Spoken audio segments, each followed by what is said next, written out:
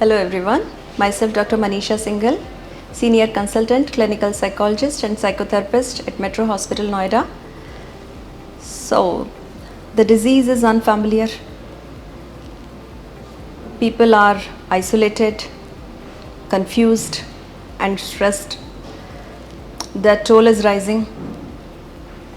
Scare is increasing, which is causing a kind of a fear, a very specific fear. A specific fear for some specific disease.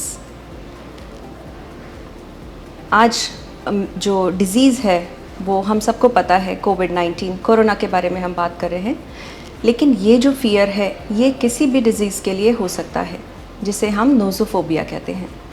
सो नोज़ोफोबिया एक irrational fear है जो for having some specific disease.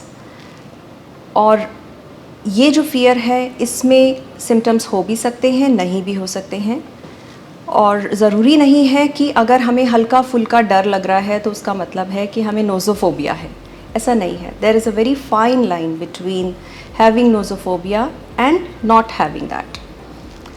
Hypochondriasis से confuse करने की बिल्कुल भी ज़रूरत नहीं है. हाइपोकॉन्ड्रियासिस भी मिलती जुलती टर्म है, लेकिन उसमें एक बिलीफ होता है. The person having a very strong belief that I am having this particular life threatening disease. और वो डिज़ीज़ कोई भी हो सकती है.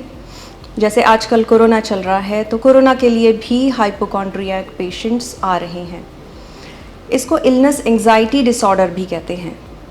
अब हाइपोकॉन्ड्रियासिस में मैं आपको एक एग्जांपल देती हूँ जिससे थोड़ा सा फ़र्क पता चलेगा कि नोज़ोफोबिया और हाइपोकॉन्ड्रियासिस में क्या डिफरेंस होता है.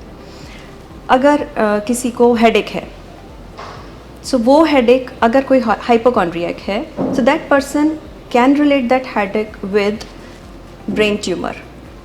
उसको ये लगेगा कि ये जो हेडेक है ये हेडेक नहीं है, मुझे ब्रेन ट्यूमर है, और वो एक बिलीफ होगा उनका. अगर कोई नोज़ोफोबिक है तो उनको वो हेडेक नहीं है, लेकिन उस हेडेक का फियर है कि ये हेडेक मुझे हो सकता है, और अगर वो हेडेक हो गया तो शायद मुझे ब्रेन ट्यूमर भी हो सकता है या कोरोना भी हो सकता है. जैसे कोरोना का एक सिम्टम स्प्लिटिंग हेडेक कहा जाता है.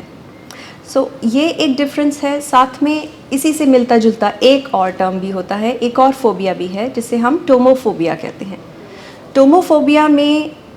टोमोफोबिया is kind of a fear when the person is having anxiety for some surgical procedures or any medical intervention. वो केसेस भी आजकल देखने में आ रहे हैं.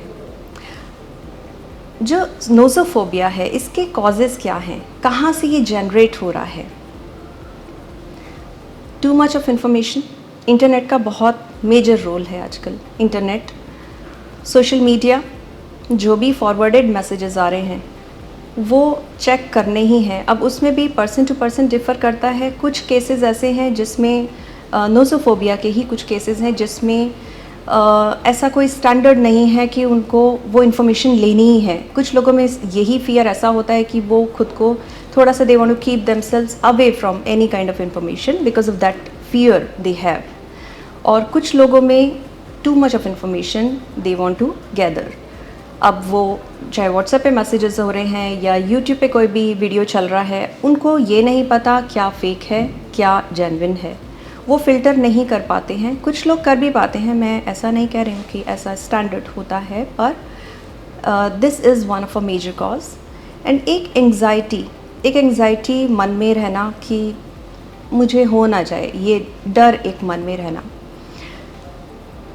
अब अगर हम इसके सॉल्यूशंस के बारे में बात करें, सो सॉल्यूशंस में सबसे पहला बहुत इम्पॉर्टेंट सॉल्यूशन है कि सोशल मीडिया पे अपना टाइम थोड़ा सा कर्टेल कर दें.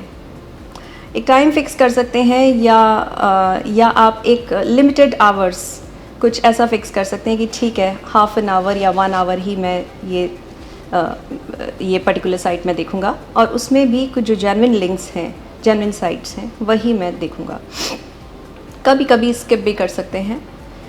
दूसरा, एक्सरसाइज. अपना रूटीन थोड़ा हम अगर उसको ऑर्गेनाइज़ करें उसमें exercise plays an important role.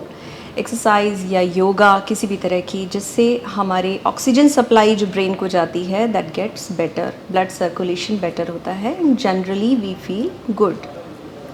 Meditation का मतलब ये नहीं कि हमको हाथ ऐसे करके पालती मार के बैठना है और यहाँ पे बीच में हमें फोकस करना है, ध्यान लगाना है।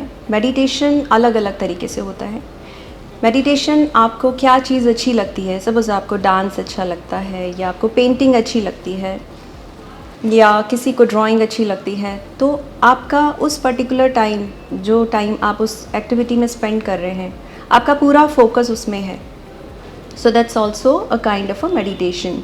या विजुअलाइजेशन, आप आंखें बंद करके बैठें घर में, बजाय ये सब फॉरवर्डेड मैसेजेस चेक करने के, आप आंखें बंद करके बैठें एंड जस्ट फील, इमेजिन कि आप बीच पे हैं या आप किसी हिल स्टेशन पे हैं या जो भी आपको पसंद है उस तरह से आप विजुलाइज कर सकते हैं।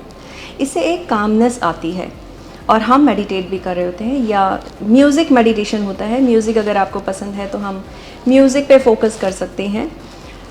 इसके अलावा स्लीप, क्योंकि पैटर्न्स चेंज होते हैं जब आप एंग्शियस हैं, बहुत ज़्यादा फियर है आपको जो एक फोबिया में कन्वर्ट हो रहा है, तो आपका sleeping and eating patterns change होते हैं। उस पर थोड़ा सा चेक रखना चाहिए। अगर थोड़ा बहुत इधर उधर हो रहा है दैट इज़ एब्सोल्युटली फाइन, लेकिन अगर मेजर चेंजेस आ रहे हैं, एपिटाइट आपकी अफेक्ट हो रही है, तो आपको थोड़ा सा सोचना चाहिए, time to wake up. Apart from all that, deep breathing also works. इसमें आप गहरी सांस लें 5 से 8 सेकेंड्स तक, 2 सेकेंड वो जो ठंडी सांस होती है उसको फील करिए एंड देन एक्सेल करिए 5 से 8 सेकेंड्स तक। इसको आप 5 मिनट, 10 मिनट, कितनी भी देर आप कर सकते हैं।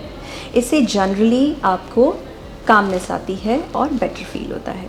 सो please take care of your mental health being and take care.